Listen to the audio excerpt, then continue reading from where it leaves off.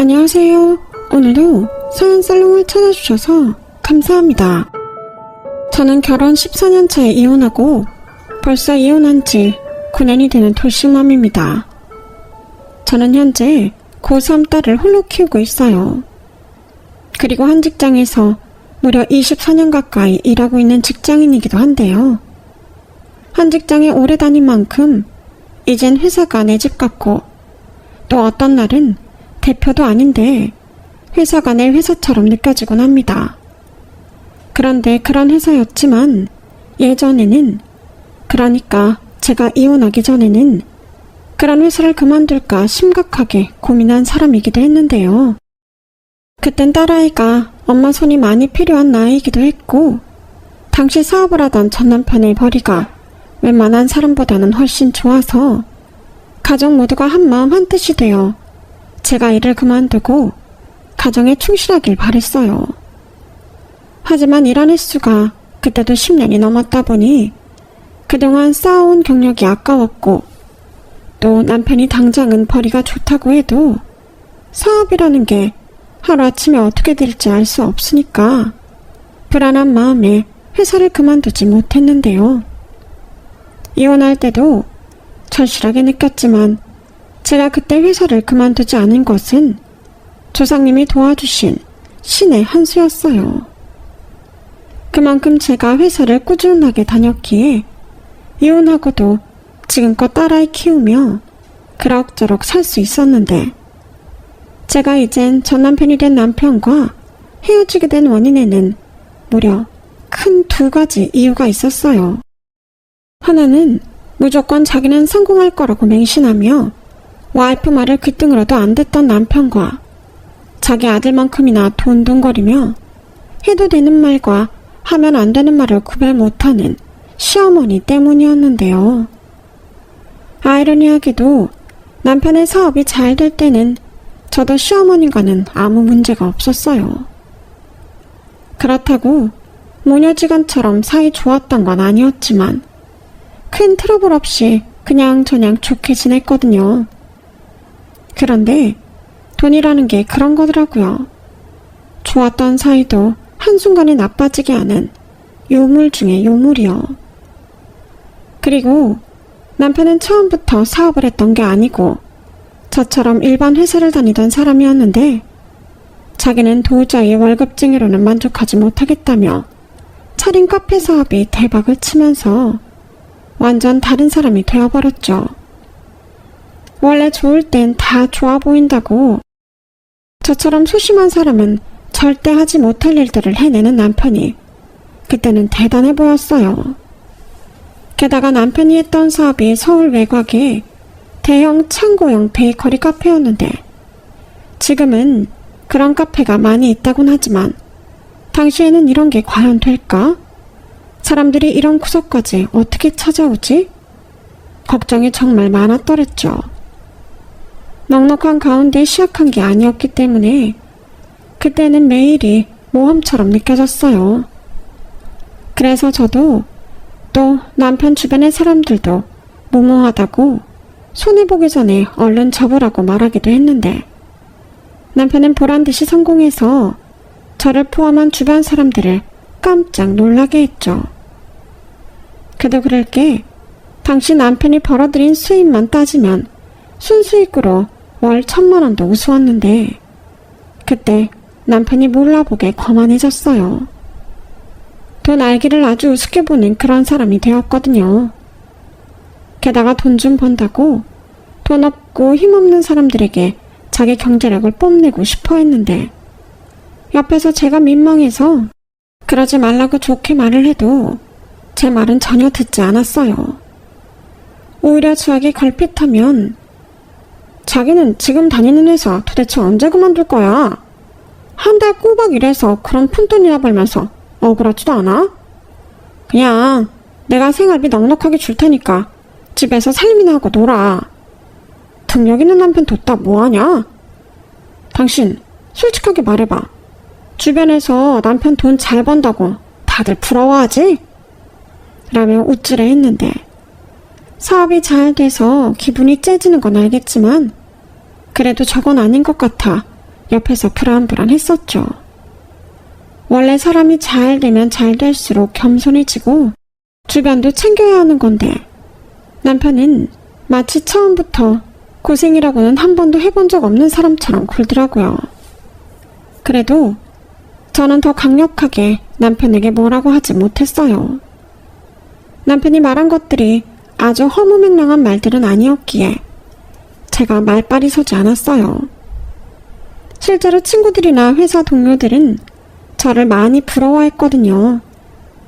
그래도 애사심인지 뭔지 칼로 무자르듯 단번에 회사를 그만두는 건 저에게 어려운 일이었고 회사를 그만두면 어쩐지 그때부터는 남편한테만 의존하며 살아야 할 것 같았는데 저희가 양가 부모님에게 드리는 용돈 겸 생활비를 생각하면 그것도 쉽지만은 않더군요. 저희는 시댁에 월 200만원, 친정에 50만원을 매달 보내드리고 있었거든요. 시댁과 친정에 드리는 돈이 차이가 나는 데는 나름 이유가 있긴 했어요. 시댁에 비해 저희 친정 부모님은 모두 일을 하고 계시고 형편도 나름 안정적이라 노후 준비도 잘 되어 있었는데요. 그에 반면 시댁은 홀어머니시고 저희가 결혼할 때 정말 한 푼도 보태주지 못할 정도로 사는 게 어려우셨어요.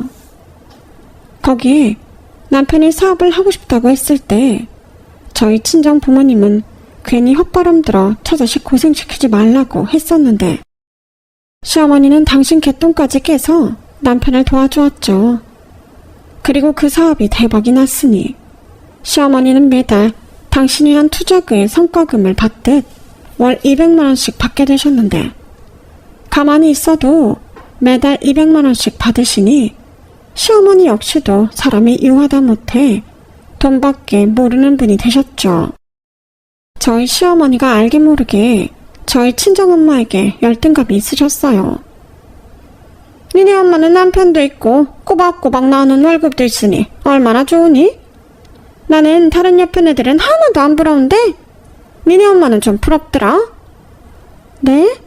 어머니, 아무리 말씀을 편하게 하셔도 니네 엄마가 뭐예요? 사돈이라고 하셔야죠. 뭐 어때? 니네 엄마를 니네 엄마라고 하지. 쟤네 엄마라고 하니? 그리고 내가 무슨 안 좋은 소리 한 것도 아닌데 그냥 넘어가. 나도 돈만 있으면 니네 엄마보다 훨씬 잘 살 수 있는데 성질이 나서 그래. 이렇듯 저희 엄마 앞에서는 호호호 사돈 하시다가도 저희 엄마가 없을 때는 니네 엄마가 세상 제일 팔자가 좋다는 등 욕인지 칭찬인지 모를 말씀을 하셨는데 남편한테 꼬박꼬박 200만원씩 받은 후로는 저희 엄마보다 당신이 더 낫다고 자부하셨어요. 원래 여자는 나이 먹으면 무조건 돈이야. 남편 있으면 뭐하니? 손만 많이 가지. 그렇게 따지면 니네 엄마보다 내 팔자가 낫지. 안 그러냐? 내 친구들은 전부 나 부러워해. 나는 챙겨야 할 남편도 없지. 손 하나 까딱하지 않아도 돈이 따박따박 들어오잖아. 이렇게 사람이 바뀌었는데 그때는 저 스스로도 그래, 그동안 돈 없어서 고생만 하시고 살았는데 이렇게라도 살아보셔야지 라고 생각하며 대수롭지 않게 넘겼는데요. 참고로 저희 친정에 보내는 월 50은 남편 돈이 아닌 제 돈이었어요.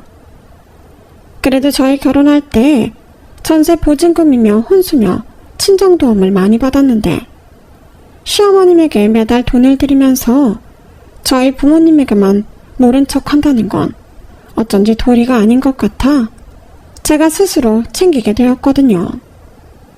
그러니까 제가 회사를 그만두면 그 다음 달부터는 남편에게 돈을 받아 친정 부모님 용돈을 들어야 하는 상황이 된다고 생각하니 그것도 못할 일처럼 느껴졌어요.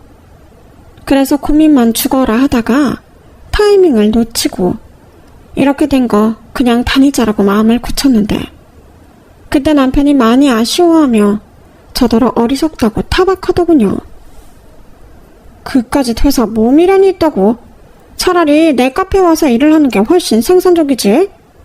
그리고 자기는 소연이 생각은 안 해? 소연이가 집에 왔을 때 엄마 없으면 싫다고 했잖아. 그게 언제적 얘긴데 여태 그런 말을 해. 물론 지금도 어리니까 내가 집에 있으면 좋아는 하겠지. 근데 나는 그게 안 되는 걸 어떡하라고? 자기 기준에는 내가 푼돈이나 벌면서 미련 떤다고 생각하겠지만 나는 우리 회사에서 내 자리랑 필요성을 느껴서 좋아. 그리고 소연이도 크면 집에서 노는 엄마보다는 밖에서 일하는 엄마를 더 좋아하지 않을까? 내 친구가 그러는데 나중에 애들이 집에 있는 엄마 능력 없다고 그렇게 무시한대. 그러니까 나는 그냥 지금처럼 살려고. 어차피 자기 카페는 나 없어도 잘 되잖아. 저는 저를 한심하게 생각하는 남편에게 나름 자신있게 말했어요. 그리고 그때는 구차하게 내가 버는 돈이 없으면 우리 친정부모님 용돈은 자기가 줄 거냐는 말도 하고 싶지도 않아서 입도 뻥끗하지 않았는데요. 아마도 남편이 먼저 그런 부분을 언급해주고 제가 납득할 수 있게 이야기를 해줬다면 저는 어쩌면 남편의 뜻에 따랐을지도 몰라요. 하지만 다행스럽게 남편이 그 정도로 배려가 있고 생각이 깊은 사람은 아니었기에 저희의 대화는 거기서 끝이 났는데 그 뒤 남편의 사업은 날개를 단 듯 정말 잘 되더군요. 덕분에 저는 회사를 다니긴 했어도 많이 여유로운 생활을 할 수 있었어요. 그리고 살던 집도 강북에서 강남으로 이사를 했는데요. 무려 48평대 대형 신축 아파트 단지에 입주를 했고 남편은 꿈에서나 타던 페라리를 끌며 본격적인 재벌놀이에 빠지게 되었어요. 지금 생각해보면 그 많은 돈들이 다 실체가 없는 거품처럼 느껴지는데 남편은 그런 거품을 진짜라고 믿고 정신을 차리지 못했어요. 그리고 그때 많이 번 것도 사실이지만 쓰기도 엄청 썼는데 거기에 남편이 기분 팔아서 자기 기분 좋으면 쏘는 버릇도 있었네요. 그래서 남편 주변에는 날파리 꼬이듯 이 사람 저 사람이 꼬였고 남편은 그걸 인맥이라고 생각하며 저한테 자랑을 했는데 그때부터가 문제의 시작이었죠. 많은 사람을 만나다 보니 듣는 말도 많을 거잖아요. 그리고 그중 어떤 사람에게서 들었는지 남편은 물 들어올 때 노를 저어야 한다며 카페를 2호점과 3호점을 동시에 오픈하겠다고 했는데 아주 자신만만했어요. 게다가 자기는 무조건 5년 안에 제주도까지 정옥고로 카페 체인을 가진 기업가가 될 거라고 했는데 그때 남편 눈이 한마디로 돌아 있었죠. 꼭 사이비 종교에 빠진 그런 사람 같았는데 그러니 저는 너무 무서웠어요. 분명 너무 무모하고 모험인 것 같은데 제가 아무리 말려도 언제나 그렇듯 소용이 없더라고요. 그런데 딱 한 사람, 가족 중에 유일하게 남편 편을 드는 사람이 있었는데 그 사람은 역시나 이번에도 시어머니셨어요. 시어머니는 당신 아들은 무조건 잘될 인물이라며 옆에서 설레발을 치셨는데 거기에 한술 더 떠서 당신 친구들에게도 벌써 자랑까지 하신 모양인데 옆에서 이 사실을 알게 된 폼생폼사 남편은 2호 3호점도 잘 되면 시어머니에게 매달 500만원씩 생활비를 주겠다며 효자의 면모를 보이더군요. 하지만 사업 규모도 그렇고 필요한 돈도 너무 많다 보니 저는 불안을 떨칠 수 없었는데 그래서 최대한 남편이 알아주길 바라며 저는 이렇게 말했어요. 자기야, 사업하면 당연히 욕심이 나고 그러는 거 알겠는데 우리 조금만 신중하자. 지금도 자기 카페 너무 잘 되잖아. 그런데 우리 집이며 차랑 나가는 돈도 많고 카페 차릴 때 대출받은 것도 아직 더 갚아야 하는데 2호점, 3호점은 좀 시기상조 아닐까? 또 시작이네. 자기가 뭘 알아. 원래 빚도 자산이야. 대기업들은 뭐 빚 없는 줄 아나. 오히려 그런 회사는 빚도 몇백억씩 있어. 그런데 그 CEO들이 빚 있다고 사업을 안 해? 내가 말했잖아. 지금 잘 될 때 2호 사무점을 내야 한다니까. 지방에도 내 가게 오고 싶은 사람들이 얼마나 많은데 그런 사람들이 2호점, 3호점을 가면 그게 다 돈이라고. 그래. 그런데 만약에 자기 생각이랑 다르게 잘 안 되면 그럼 우리 빚더미에 앉아야 하잖아. 우선 지금 갖고 있는 빚 좀 정리되면 차근차근 늘려가면 되지. 됐어. 자기랑 얘기하면 답답해서 말을 하고 싶지도 않아. 말이란 게 소통이 되는 사람이랑 해야 하는 건데 자기랑 나는 아니잖아. 자기는 너무 안정주의야. 그러니까 발전이 없지. 나 봐. 자기랑 자기네 식구들이 하지 말라고 했지만 나 지금 엄청 잘 나가잖아. 그때 자기 말 들었으면 나 지금 어떻게 하고 살까? 아니지. 우린 지금 어떻게 살까? 그냥 이젠 나 믿고 좀 조용히 있어. 어차피 자기도 내가 하는 말 안 듣잖아. 피차 알아서 살고 싶은 대로 살자니까. 남편은 저런 식으로 제 말을 무시하다 못해 기분 나쁘게 받아쳤는데 저도 감정이 있는 사람이니 더는 아무 말도 하고 싶지 않았어요.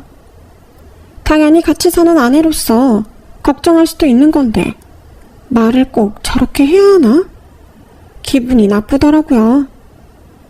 사실 연애할 때는 착하고 성실한 사람이라고 생각하며 시댁이 좀 어려워도 결혼을 하겠다고 생각한 건데 원래 저런 사람인데 돈이 없어 저렇게 못 살았던 건지 아니면 돈 때문에 정말로 사람이 변한 건지 저는 너무 혼란스러웠어요.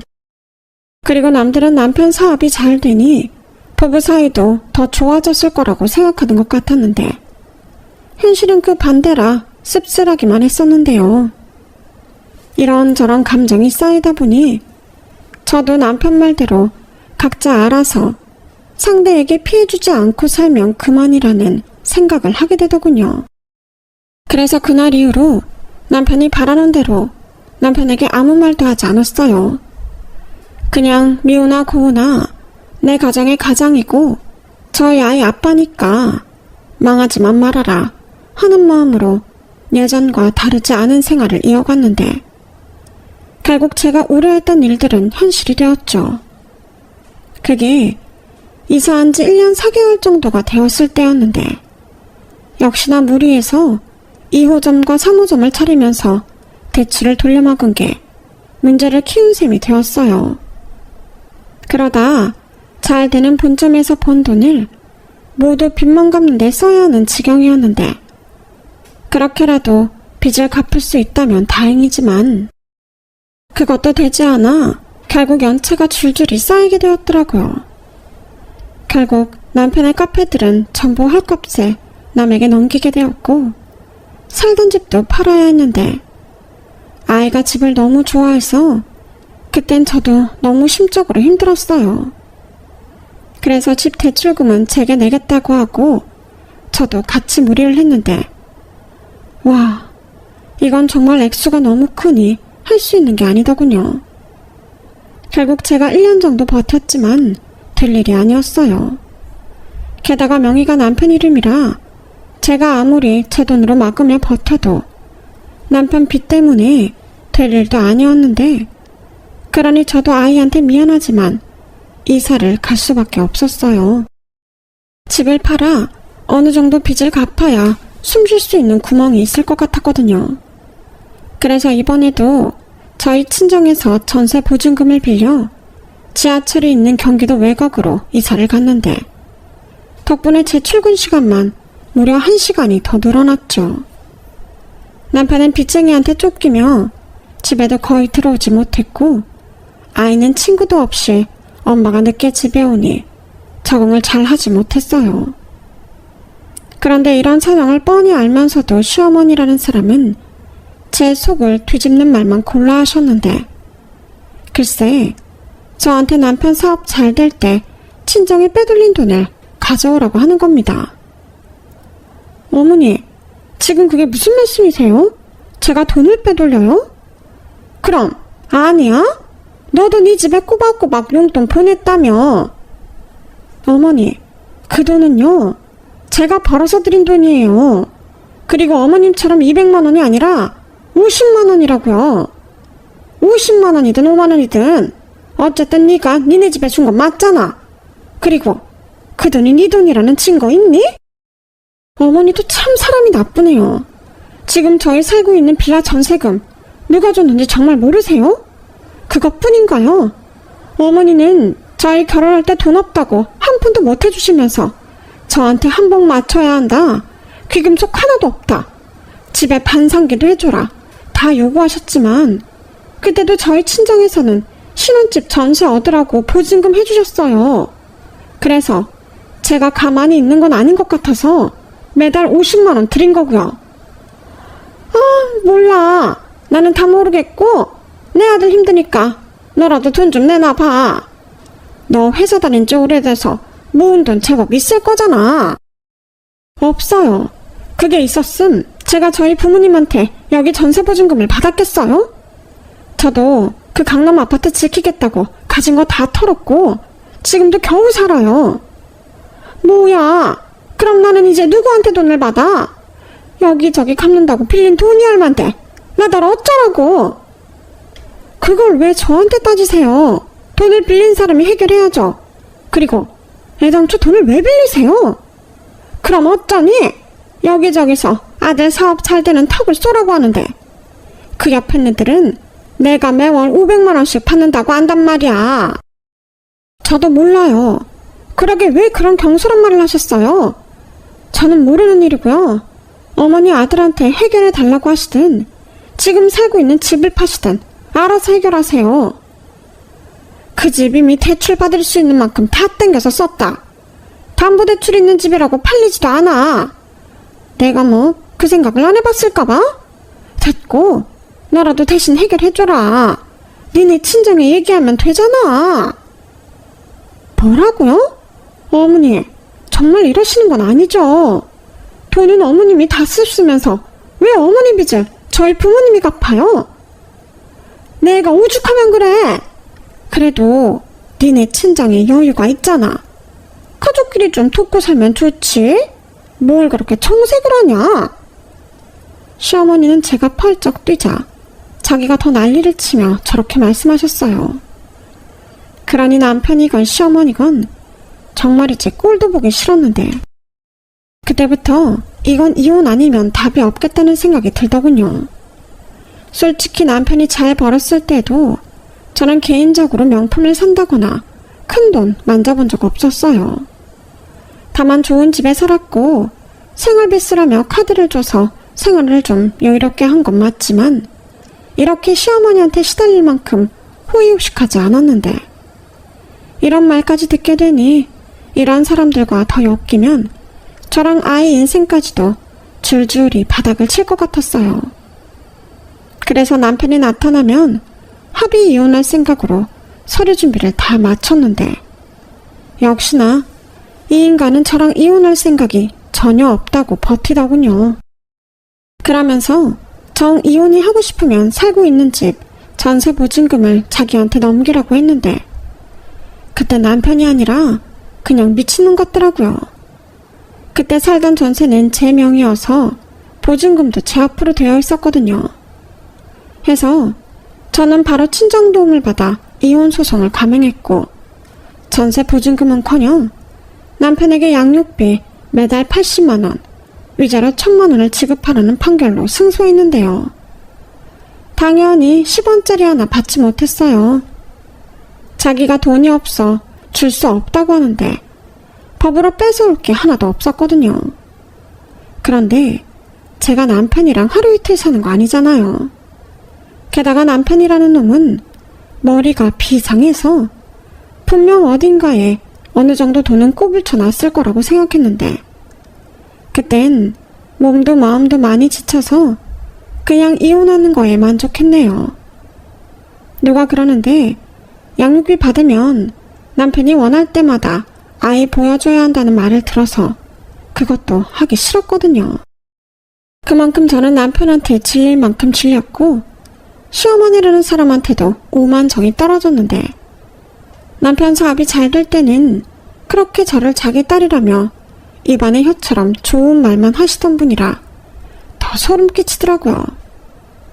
그러니 그런 사람들과 얼마 되지도 않는 돈 받아가며 계속 보고 싶지 않았고 각자 알아서 잘 살자 하는 마음으로 저는 아이 데리고 친정 근처로 이사를 왔는데 그때 친정 부모님한테 정말 많은 도움을 받았네요.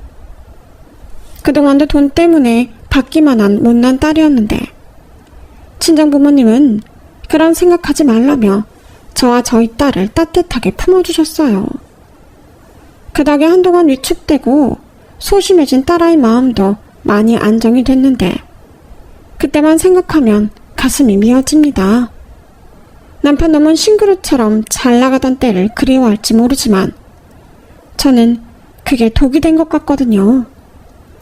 만약 그때 남편이 사업을 하지 않고 적은 돈이라도 벌면서 직장 생활을 했다면 이런저런 더러운 꼴은 보지 않고 아이도 평범하게 잘 키울 수 있었을 텐데 모든 것이 다 원망스러웠어요. 하지만 저는 엄마이기 때문에 딸을 위해서 힘을 내야 했고 더 오버하며 딸아이 앞에서 아무렇지 않은 척 씩씩하게 행동했는데요. 그렇게 딸아이가 고등학생이 되었어요. 그리고 그 사이 제 연봉도 꾸준히 올라 제법 돈도 모아 구축이긴 하지만 제 명의의 아파트도 장만했죠. 거기에 딸과 둘이 각자 분업을 하며 집안일을 하고 주말이면 같이 영화도 보고 쇼핑도 하며 잘 지내고 있었는데 딸애가 엄마 생각을 많이 해주는 살가운 성격이라 저는 남편이 없어도 외롭다는 생각은 단 한 번도 한 적이 없었어요. 다만 아이가 이제 제법 커서 성인이 될 시기가 되니 시간이 갑자기 빨리 흐르는 것 같고 이대로 아이가 훌쩍 떠나버릴 것만 같아 그게 벌써 쓸쓸한 기분이 들었는데 그러던 어느 날 제 눈은 의심할 이름이 제 핸드폰에 뜨더군요. 그게 핸드폰을 바꿔도 연락처는 그대로 이전되잖아요. 게다가 이혼하고 또 이것저것 처리하느라 바빠서 전 남편 번호를 지울 생각을 못했는데 9년 만에 연락이 온 거예요. 처음엔 받지 말자 싶어 안 받았는데 하도 여러 번 울리니 무슨 일이라도 있나 싶어 받게 되었고 그 뒤 어색한 몇 분의 통화를 하게 되었어요. 나야. 내 번호 아직 있나? 있어. 지우는 걸 깜빡했었네. 근데 무슨 일이야? 일은 그냥 이런저런 생각하다가 자기랑 소연이 보고 싶어서 핸드폰 봤는데 번호가 있더라고. 잘 지내고 있지? 그럼 잘 지내려고 자기랑 헤어진 건데 자기는? 나야 잘 지내지. 그나저나 당신한테 자기라는 말 들으니 기분 엄청 좋다. 옛날 생각도 하고. 소윤이는 어때? 공부 잘해? 이제 고등학생인가? 잘해. 잘 지내고.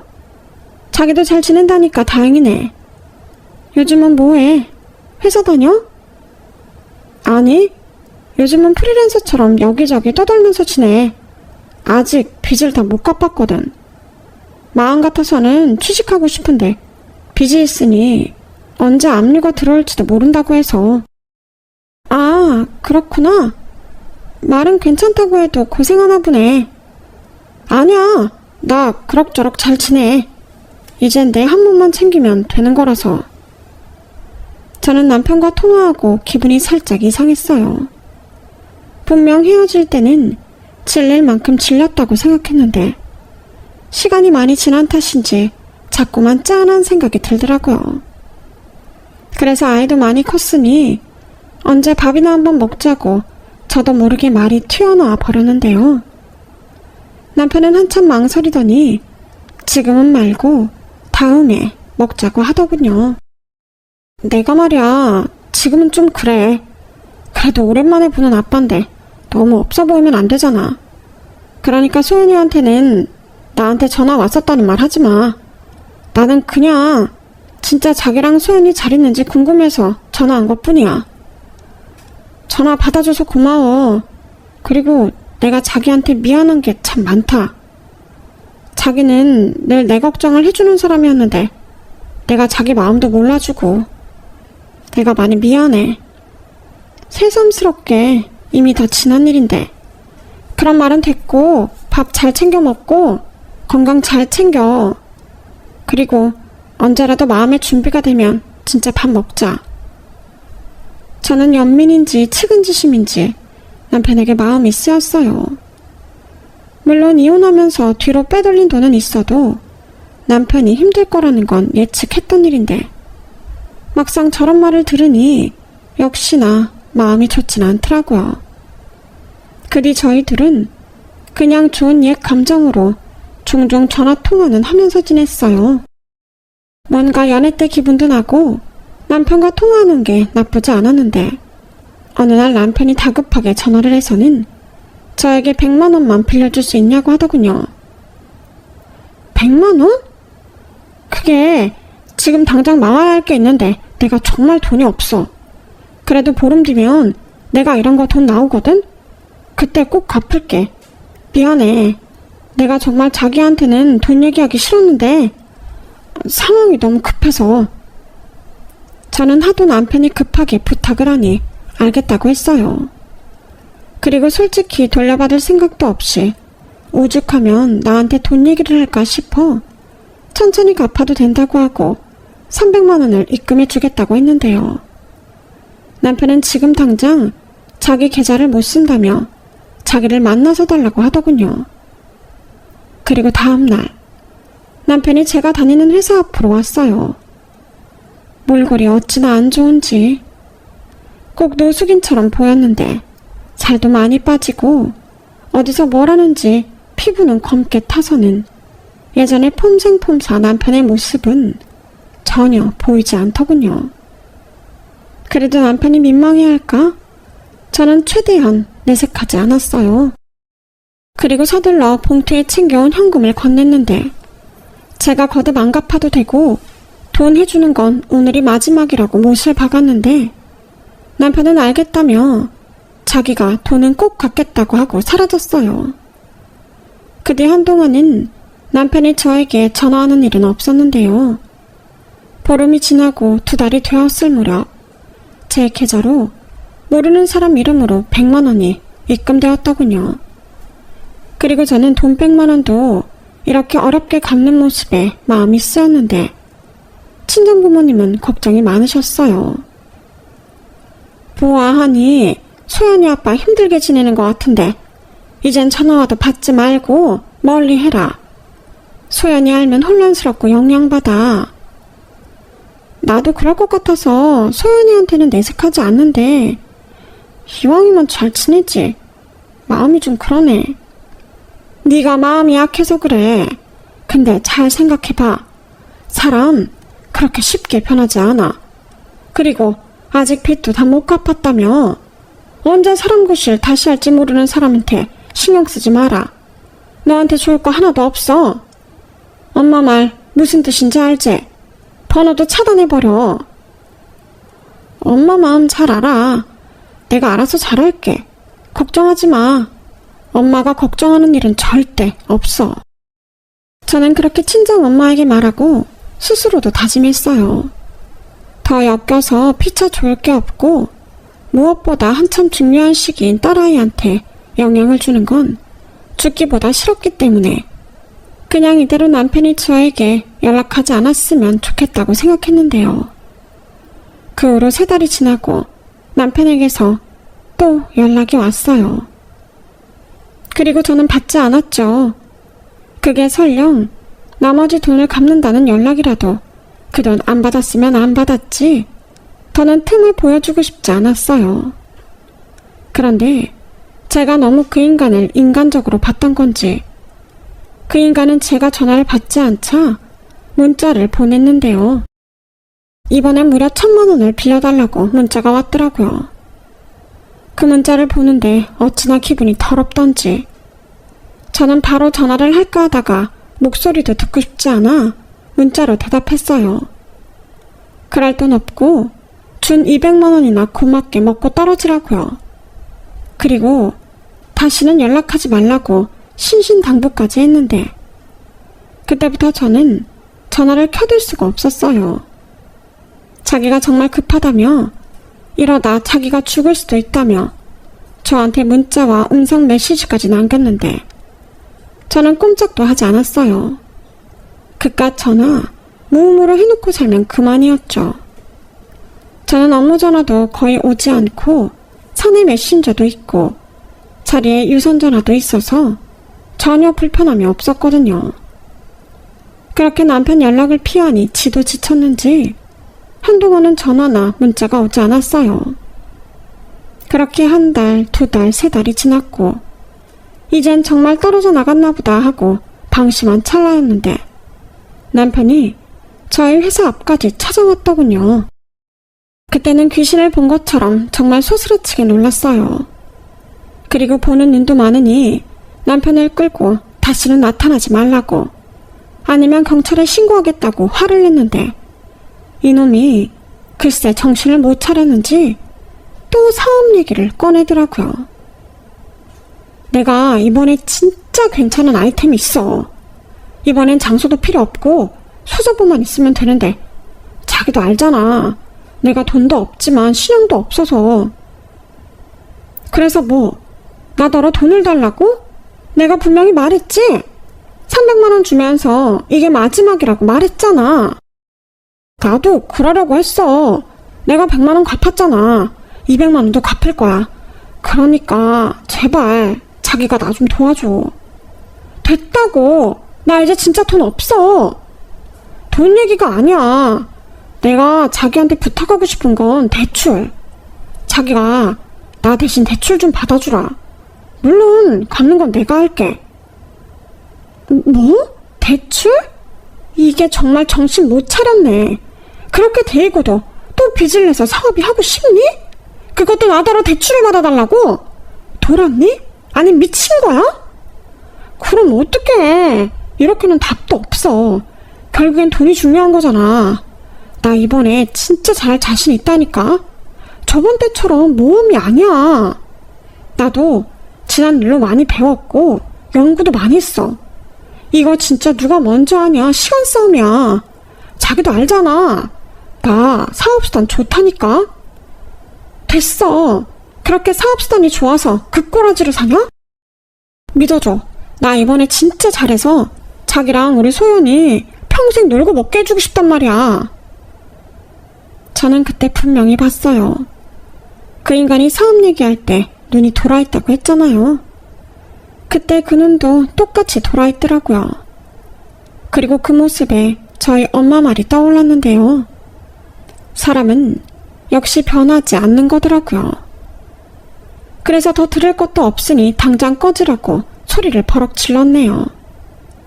보는 눈이 많아 조심하고 싶었는데 그렇게는 이놈을 퇴치할 수 없을 것 같아서 어쩔 수 없이 버럭 질러버렸죠. 그리고 속사포처럼 말했어요. 내가 그동안 딸 자식 혼자 키우면서 얼마나 힘들게 살았는데 9년 만에 나타나서 또 사업한다고 돈 얘기를 하냐고. 그동안 못 받은 양육비랑 위자료나 내놓으라고 하니 그놈이 입을 꾹 닫더군요.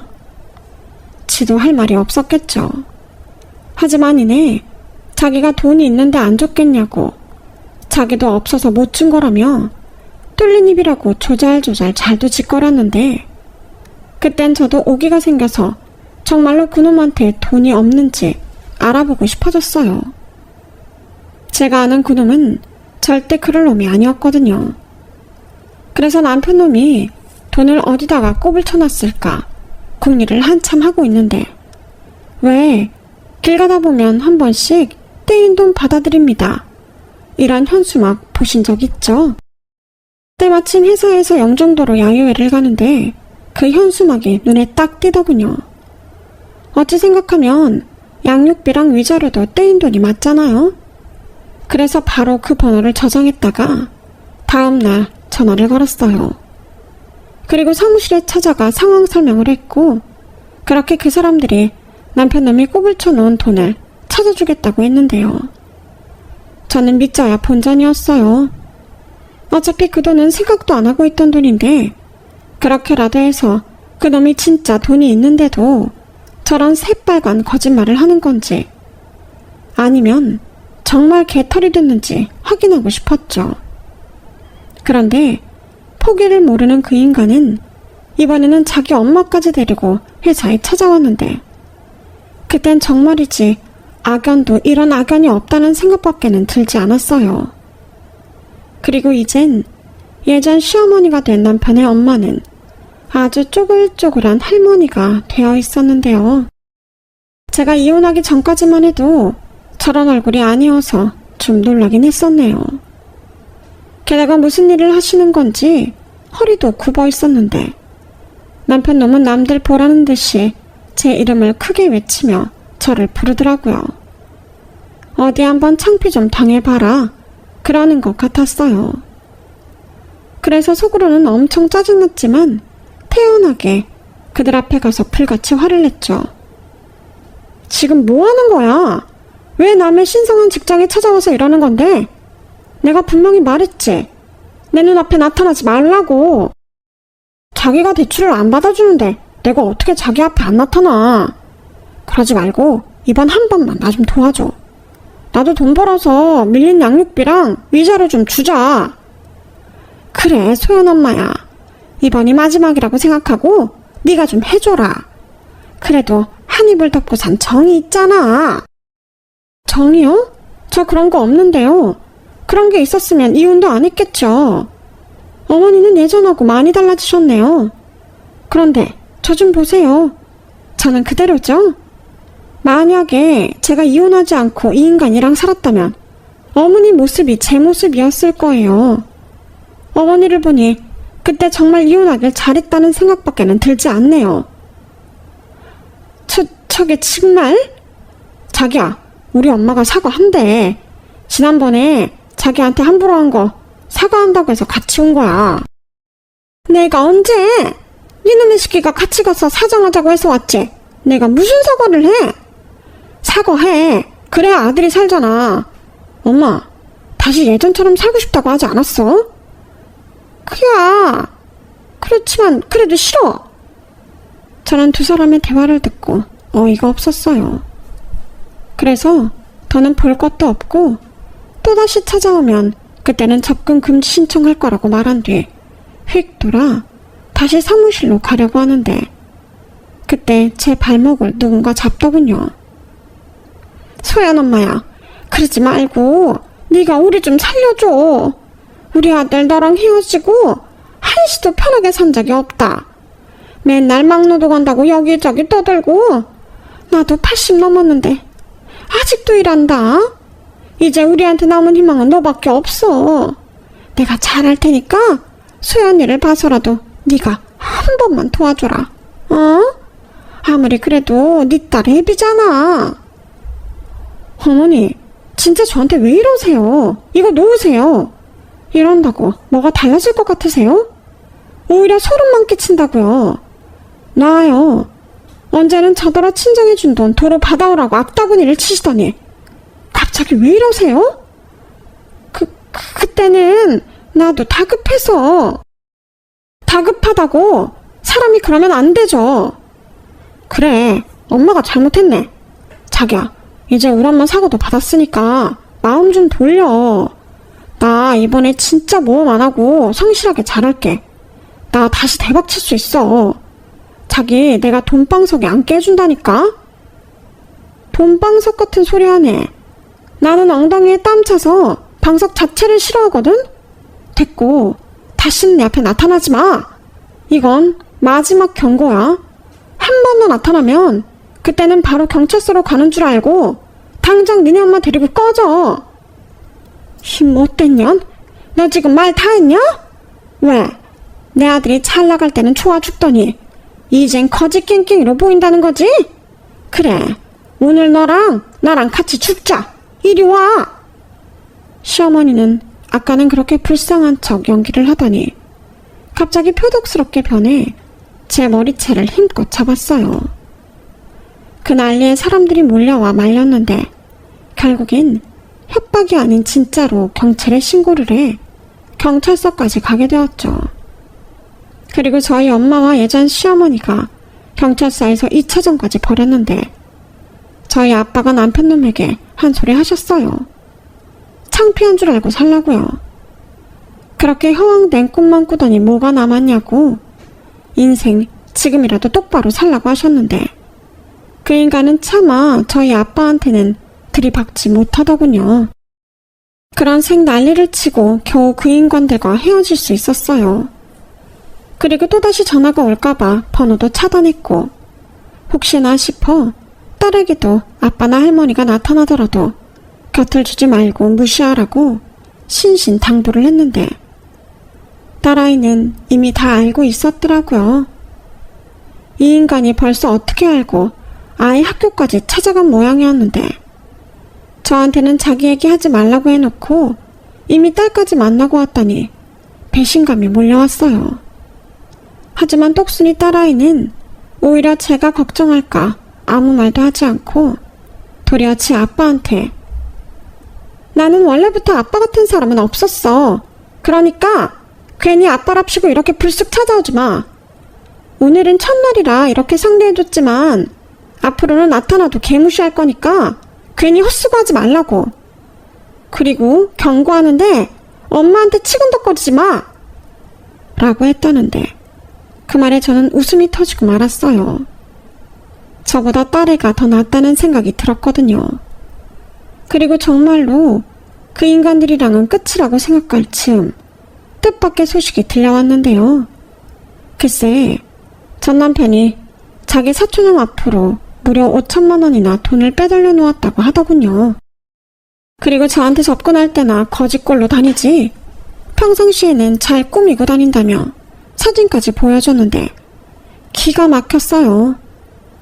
그래서 바로 전 남편이 은닉한 돈의 출처를 소명하고 밀린 양육비를 청구했는데요. 제가 받아야 할 돈이 아직도 한참 남았기 때문에 그 5천만 원은 온전히 제 차지가 되었어요.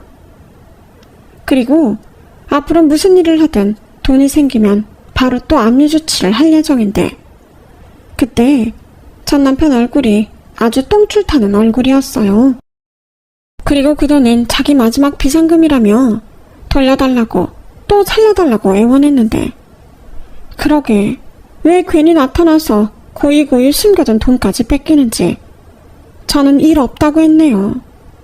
그런데요, 여기서 웃긴 사실이 하나 더 있었어요. 그 비상금의 출처를 시어머니도 모르고 계셨더라고요. 하기사, 그러니 그 연세에도 일을 하고 계셨을 텐데 전 남편이라는 인간이 그런 인간이라는 게 너무 소름 돋더군요. 그렇게 효자 행세를 하더니 그것도 그냥 쇼였나 봐요. 자기 엄마 고생하는 거 뻔히 보면서 그렇게 살 수 있는 건지 지금 생각해도 그때 이혼하길 너무 잘했지 않나요? 자기 엄마도 속이는데 처자식한테는 오죽하겠어요. 그래서 저도 귀찮고 번거롭지만 그 인간을 못살게 하자고 생각했고 잊을만 하면 돈 어디다 숨겼냐고 추궁을 했는데요. 전에는 그렇게 내 눈앞에 나타나지 말라고 했는데 이젠 이 인간이 제 전화도 안 받고 저를 만나는 걸 극도로 싫어하더라고요. 진작에 추궁해서 돈돈돈 거릴걸. 그러면 이런 더러운 꼴도 안 볼 수 있었을 텐데 잠깐이었지만 그런 인간인 줄 모르고 불쌍하게 생각했던 제 자신이 한심하게 느껴집니다. 이젠 정말 함부로 남을 불쌍하게 생각하지 않으려고요. 그리고 가끔씩은 그 인간에게 돈돈거리며 괴롭혀줄 생각인데요. 눈에는 눈, 이에는 이, 이게 가장 효과적인 것 같더라고요. 그리고 덕분에 5천만 원이나 챙겨서 저희 딸 대학 진학 걱정은 당분간은 안 해도 될 것 같은데 이참에 외국에 있는 대학이라도 보내주고 싶은 심정입니다. 가급적이면 평생 아빠라는 인간을 마주치게 하고 싶지 않거든요. 둘이 살다 혼자가 되는 건 역시 좀 쓸쓸하겠지만 아이가 행복할 수 있다면 그런 외로움쯤은 잘 극복해 볼 생각입니다. 그리고 끝으로 이런 어수선한 분위기 속에서도 흔들리지 않고 공부면 공부, 딸 노릇이면 딸 노릇을 잘해준 저희 딸에게 고마운 마음을 전해주고 싶습니다. 아울러 아직은 꽤 남은 수험생 기간이지만 저희 딸이 노력한 만큼 좋은 결과를 얻을 수 있도록 저도 엄마 노릇 열심히 하려고요. 지금 이 순간도 시간이 많이 지나면 그리워할 순간이잖아요. 그러니 모든 순간마다 최선을 다하는 모녀가 되었으면 합니다. 지금까지 제 이야기 끝까지 함께 해주셔서 정말 감사드려요. 사람마다 사는 게 다 굴곡이 있기 마련이라고 하지만 저도 제 사연을 들어주신 여러분들도 앞으로의 삶은 굴곡 없이 고속도로만 있었으면 좋겠습니다. 그럼 건강 잘 챙기시고요. 늘 좋은 일만 가득하길 진심으로 바라겠습니다. 안녕히 계세요. 여러분, 사연 댓글에 응원과 현명한 조언 부탁드려요. 좋아요와 구독은 저에게 큰 힘이 됩니다. 오늘도 좋은 일 가득하세요.